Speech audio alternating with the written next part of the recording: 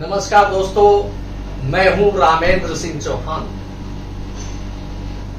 किसी बड़े के चक्कर में पड़ना या उसके जाल में फंसना किसी मुसीबत से कम नहीं। जी हां, कुछ ऐसा ही परिदृश्य दुनिया में इस समय दिख रहा है।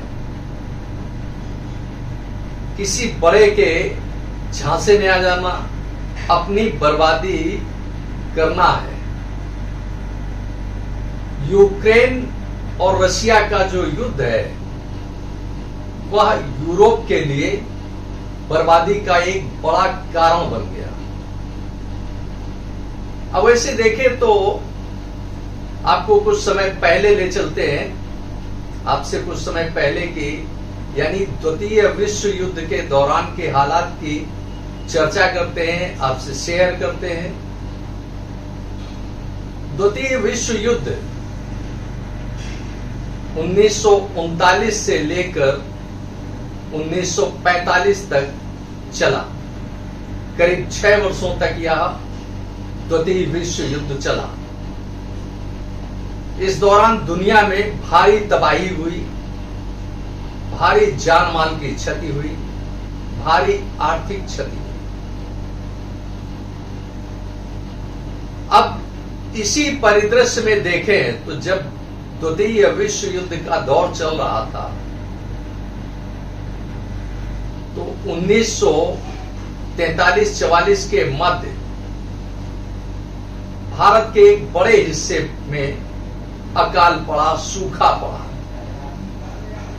इसमें उस समय मौजूदा समय के बंगाल और अब के बांग्लादेश,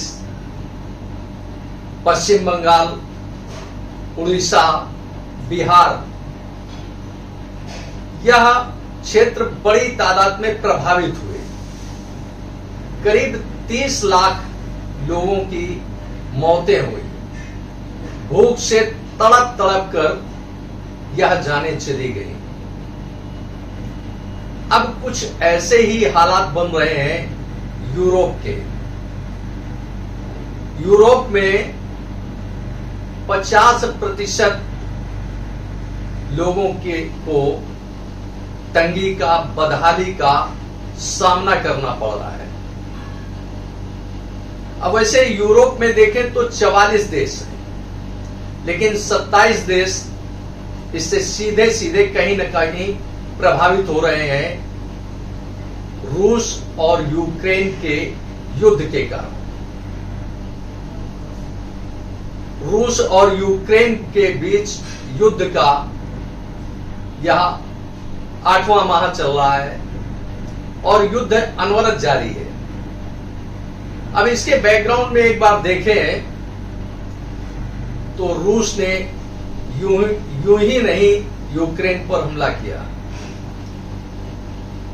रूस यानी रशिया कभी यूक्रेन का संरक्षक था, उसका हितैषी था, उसके हितों का ध्यान रखता था। रशिया ने यूक्रेन की हर संभव मदद की। रशिया ने यूक्रेन के एक संरक्षक की भूमिका निभाई, उसकी संरक्षा पर ध्यान दिया, यूक्रेन का विकास किया। यानी यूं कहें कि यूक्रेन का हर तरह से खास ख्याल रखा रूस ने। हालात कब बिगड़े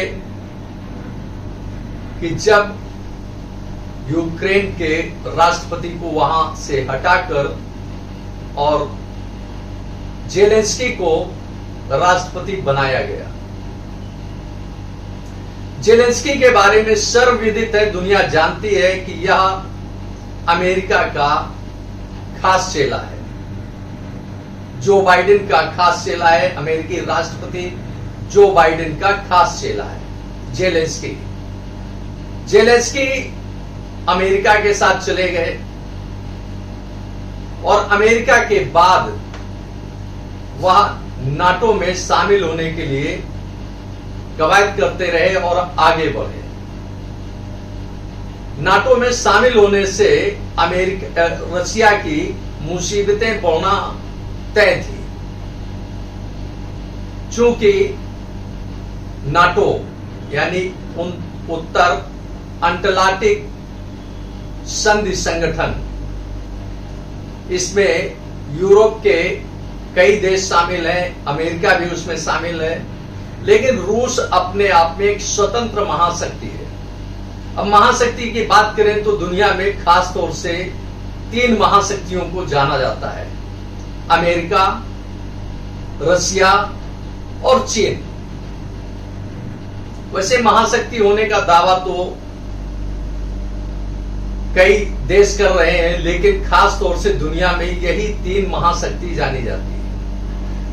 अब रूस जिसे संरक्षण दे रहा था यूक्रेन को, अचानक वह कैसे बदल गया, कैसे उसके मनोभाव बदल गए, कैसे उसकी रणनीति बदल गई। यूक्रेन के राष्ट्रपति जेलेंस्की नाटो से निकटता बढ़ा रहे हैं, अमेरिका से निकटता बढ़ा रहे हैं। ऐसे में यूक्रेन रशिया के लिए एक बड़ा खतरा साबित होता है, क्योंकि नाटो अपनी सैन्य बल, अपने सैन्य उपकरण, परमाणु से लेकर के सैन्य उपकरण, सैन्य बल यूक्रेन के बॉर्डर पर तैनात कर देता, जिससे रशिया की मुसीबतें यानी उसकी सुरक्षा संरचना को एक बड़ा खतरा था। हालांकि रूस ने यानी रूस के राष्ट्रपति व्लादिमीर पुतिन ने यूक्रेन के राष्ट्रपति जेलेंस्की को समझाने की बहुत कोशिश की, लेकिन जेलेंस्की तो जैसे अमेरिका के दीवाने थे, नाटो के दीवाने थे, और उन्होंने इस चीज का कोई ध्यान नहीं दिया और कोई ख्याल नहीं रखा, और वह अमेरिका से अपनी नजदीकियां और बढ़ाते गए। नाटो में शामिल होने के लिए जेलेंस्की ने आवेदन किया। इस तरह से पूरे सीन में देखें तो यूक्रेन ने अपनी मुसीबत खुद बुलाई है। अब यूक्रेन के साथ दुनिया के यानी खास तौर से यूरोप के कई देश शामिल हुए। उसमें फ्रांस है, जर्मनी है, पोलैंड है, अमेरिका तो साथ खड़ा ही था, इटली है, बहुत ब्रिटिश है, ब्रिटेन यानी बहुत सारे देश उसके साथ खड़े हुए। ऐसे में आर्थिक सहायता भी यूक्रेन को दी गई, जिससे यूरोप के कई छोटे देश तबाह हो गए। अब यूरोप के 44 में से 27 देशों की हालत बेहद खस्ता है, और खास तौर से फ्रांस, जर्मनी, ब्रिटेन सहित नीदरलैंड है, फिनलैंड है, इस तरह से कई देश तबाही की कगार पर आ गए। तबाही की कगार यूं कहें कि यूरोप के जो 44 में से 27 देश हैं, उनमें से अधिसंख्य देशों ने यूक्रेन की आर्थिक मदद की, हथियारों से मदद की, हर तरह से यूक्रेन की मदद की। अब हालात यह है कि यूरोप के अधिसंख्य यानी 27 में से अधिसंख्य देशों का जो सैन्य बल का उपकरण है, यानी सेना के जो उपकरण है, हथियार है, वह बड़ी तादाद में समाप्त हो गए। और ऐसे में अब अगर युद्ध व्यापक स्वरूप लेता है तो उन यूरोप के देशों के पास ना अब हथियार बचे हैं, ना सैन्य बल में वह उत्साह बचा है। इस तरह से सीधे सीधे अब यूरोप के देश परेशान हो रहे हैं। आर्थिक व्यवस्थाएं टूटी यानी अर्थव्यवस्था टूट रही है। यूरोप के इन देशों के नागरिकों का मनोबल टूट रहा है, रोजी रोजगार के अवसर समाप्त हो रहे हैं और महंगाई अपने चरम पर जा रही है। ब्रिटेन में हालात यह है कि नागरिकों के पास अब हेल्दी फूड नहीं है, उनके पास इतने पैसे नहीं है कि वह हेल्दी फूड हेल्दी डाइट ले सकें, जिससे वह अपने शरीर को बेहतर और चुस्त दुरुस्त रख सके। या जो हालात बने बिगड़े, यह रूस और यूक्रेन के बीच हुई जंग के कारण हालात बदले। महंगाई की, ब्रिटेन की बात करें तो महंगाई 10 से लेकर 40% तक बढ़ी है। विशेषज्ञों का माने तो ब्रिटेन में जो महंगाई बढ़ी है वह 30 वर्षों में सर्वोच्च शिखर पर है। अब अगर यूरोप के देशों को इस समय साधारण भोजन नसीब हो रहा है तो वह भी रसिया की कृपा से। रसिया ने यूक्रेन को अनाज भेजने की यानी खाद्यान्न आपूर्ति करने की छूट दी थी, जिससे यूरोप के कई देशों को खाद्यान्न मिल रहा है, राशन मिल रहा है, जिससे वह अपना पेट भर रहे हैं। अब ब्रिटेन की हालत देखें तो ब्रिटेन की हालत यूरोप के अन्य कई देशों की तुलना में सबसे खराब है। ब्रिटेन वही है, ब्रिटिश शासन पूरे देश में, पूरी दुनिया में उसका दबदबा रहा। भारत में ब्रिटिश सरकार ने 200 वर्षों तक राज किया और भारत को जबरदस्त ढंग से लूटा। या वही ब्रिटेन है, वही ब्रिटिश है जिसकी ताकत इतनी थी कि उसके बिना मर्जी के ना सूरज उगता था ना सूरज ढलता था, या उसकी ताकत थी। लेकिन मामूली सी गलती के कारण आज पूरा का पूरा यूरोप तबाह होने की स्थिति में खड़ा है। यूरोप में खास तौर से उन 27 देशों में, 27 में से चाहे वो फ्रांस हो, ब्रिटेन हो, जर्मनी हो, और भी कई देश हैं कि जिनमें हालात बेहद खराब हुए हैं। अब व्यवसाय इन तीनों यूरोप के खास देशों से जो यूक्रेन को मदद कर रहे हैं, व्यवसाय वहां से, इंडस्ट्री वहां से समाप्त हो रही है। जर्मनी में टेस्ला अपनी यूनिट लगाने जा रही थी ऊर्जा की, बैटरी की, लेकिन एलन मस्क ने उस प्रोजेक्ट को फिलहाल होल्ड पर रख दिया है और वह अभी कहीं प्रोजेक्ट लगाने के मूड में नहीं नजर आ रहे हैं। इससे जहां जर्मनी की अर्थव्यवस्था पर असर पड़ेगा, वहीं रोजी रोजगार पर असर पड़ेगा। इसी तरह से ब्रिटेन में, फ्रांस में, जर्मनी में और कई देशों में जन आक्रोश बहुत ज्यादा है कि हमें नाटो नहीं चाहिए, हमें अमेरिका नहीं चाहिए, हमें केवल अपना देश चाहिए, अपने नागरिक चाहिए। इतना सब होने के बावजूद ब्रिटेन खुलकर अमेरिका का विरोध नहीं कर पा रहा है। अब वह खुलकर अमेरिका का विरोध क्यों नहीं कर पा रहा है, यह एक बड़ा कारण हो सकता है। पूरे परिदृश्य में देखें तो जिस तरह से महाशक्ति अमेरिका और रूस के बीच में अब यूक्रेन के साथ यूरोप के जो देश शामिल हैं वह परोक्ष रूप से उसकी मदद कर रहे हैं, चाहे वह आर्थिक मदद कर रहे हों, चाहे हथियारों के जरिए मदद कर रहे हों, लेकिन वह सीधी लड़ाई में शामिल नहीं है। सीधी लड़ाई में केवल यूक्रेन ही है। अब इसमें सीधा सीधा देखें तो यूक्रेन की जो अपनी स्थिति है वह बेहद दयनीय है और बेहद खस्ता हाल है। भले ही यूरोप के कई देश उसे मदद कर रहे हैं, आर्थिक मदद दे रहे हैं, हथियारों की मदद दे रहे हैं, लेकिन इसके बावजूद यूक्रेन बद से बदतर हालत में पहुंच चुका है। अब वैसे देखें तो रूस से बड़ी तादाद में यूरोप के देशों को गैस की आपूर्ति होती थी, लेकिन गैस की आपूर्ति बाधित होने से यूरोप के कई देश, चाहे वह फ्रांस हो, जर्मनी हो, नीदरलैंड हो, ब्रिटिश हो यानी ब्रिटेन हो, गैस की भारी किल्लत महसूस हो रही है। और हालात यह है कि गैस के दाम 400 से लेकर 750% तक बढ़ चुके हैं।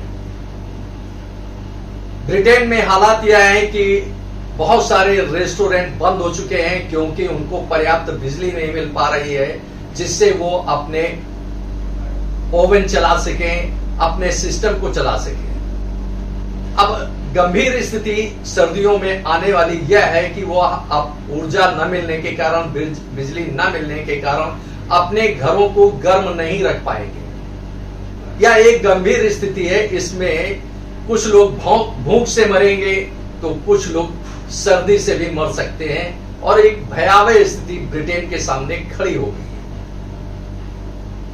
अब इसी तरह देखें तो हथियारों का जो जखीरा है यूरोपीय देशों के पास वह लगभग समाप्त हो चुका है और बिजली मिल नहीं रही है जिससे उनके सामने कई तरह की आर्थिक व्यवस्थाएं खराब हो रही हैं, उनकी रोजी रोजगार चौपट हो रहा है।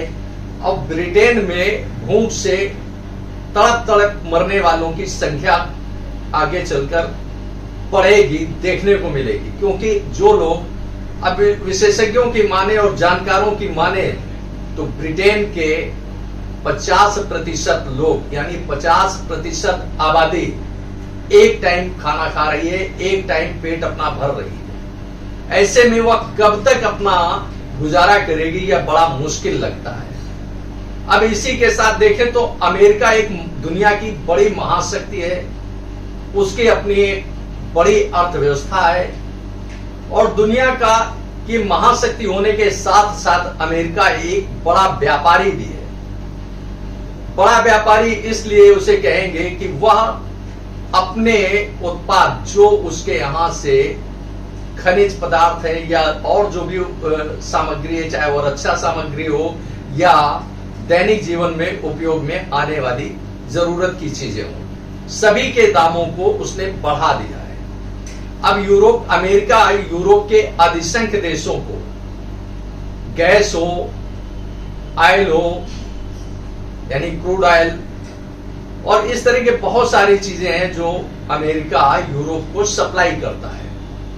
अब अमेरिका ने उन सभी चीजों को के दाम 400% तक बढ़ा दिए हैं, 400%, 450% तक बढ़ा दिए हैं। इस तरह से उसने अपना एक व्यापारी का स्वरूप दुनिया को दिखा दिया है। एक बार फिर जो हालात बने तो एक तरफ उसने यूक्रेन को सामने रूस के खड़ा कर दिया और लड़ाई में पीछे से वो मदद करता रहा, हथियारों के जरिए आर्थिक रूप से दोनों तरह से वो मदद करता रहा और यूक्रेन रशिया का युद्ध अभी भी जारी है। और जो यूरोप के देश यूक्रेन को मदद कर रहे थे उनकी खस्ता हाली का लाभ अमेरिका ने उठाया, चाहे वह गैस के दामों को बढ़ाकर या अन्य खाद्यान्न बेचकर ऊंची कीमतों, बाजार से ऊंची कीमतों पर यूरोप को बेचा। अब इस तरह से पूरे परिदृश्य में देखें तो यूरोप की एक छोटी सी गलती ने उसे तबाही पर लाकर खड़ा कर दिया। अब वैसे सामान्य तौर पर तो कह दिया जाता है कि युद्ध अगर किसी ने छेड़ा तो उसे छोड़ो नहीं, लेकिन हालात यह है कि युद्ध कोई आसान नहीं होता।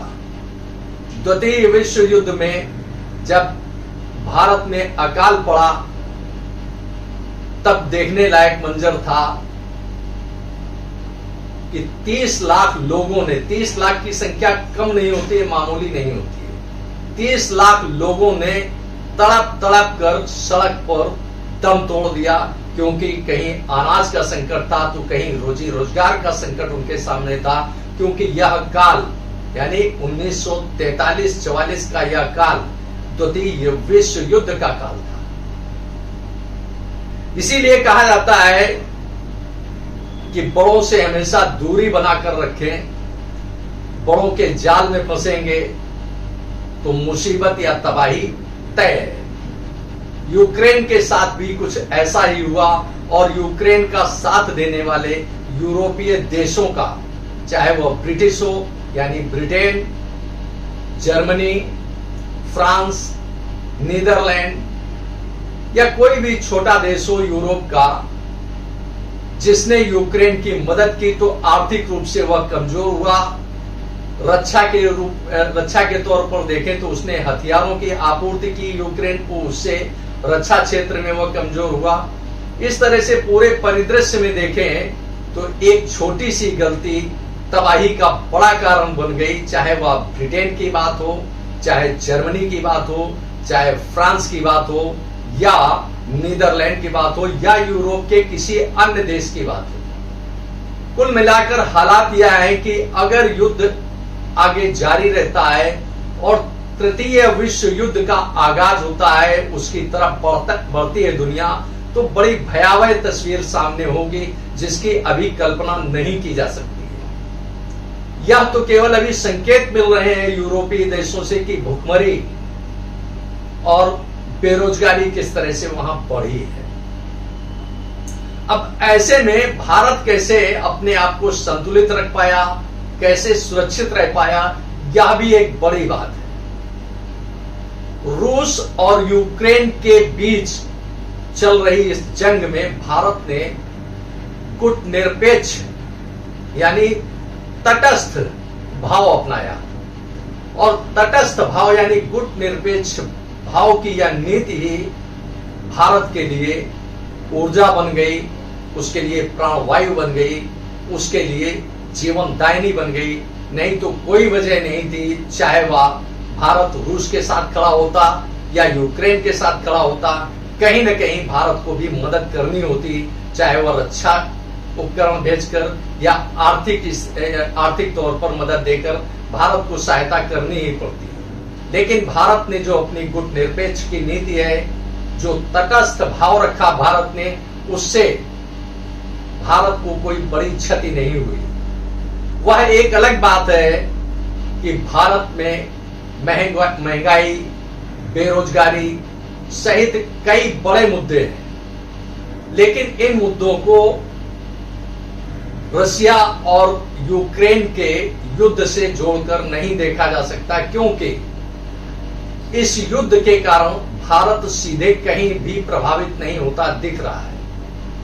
इस पूरे हालात में देखें तो यूक्रेन की छोटी सी गलती ने तृतीय विश्व युद्ध की आग में दुनिया को झोंकने का काम किया है।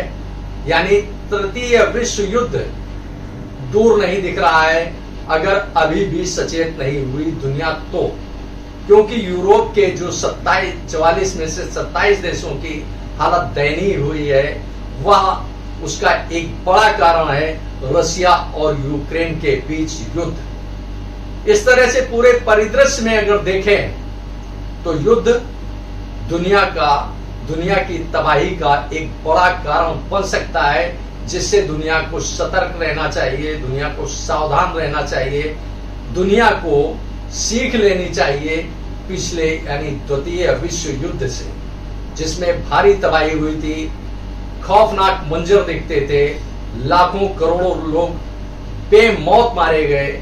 यह एक संदेश सामने है दुनिया के, जो सीख सकता है, देख सकता है, दुनिया को देखना चाहिए।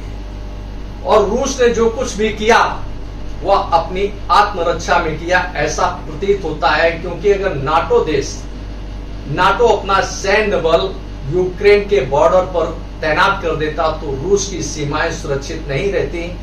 उसके लिए एक बड़ा खतरा था, यानी महाशक्ति के सामने एक बड़ा खतरा था। तो अब इस तरह से पूरे परिदृश्य में देखें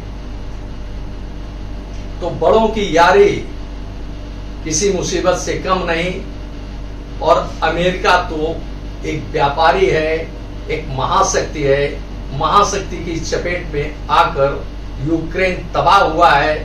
यूक्रेन तो तबाह हुआ ही, साथ ही उसने यूरोप के कई देशों को तबाह कर दिया, चाहे वह ब्रिटेन हो, जर्मनी हो, फ्रांस हो, या नीदरलैंड हो, या कोई अन्य देश हो। तबाही के कारण अब वहां की आम आवाम सीधे सीधे कह रही है, हमें नाटो नहीं चाहिए, हमें अमेरिका नहीं चाहिए, हमें अपने नागरिक चाहिए, हमें अपना देश चाहिए।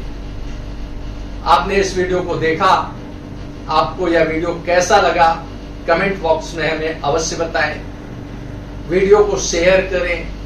यदि आप हमारे चैनल पर नए हैं तो हमारे चैनल को सब्सक्राइब करें, जिससे हमारे आने वाले वीडियो, आने वाले नोटिफिकेशन आपको मिल सके।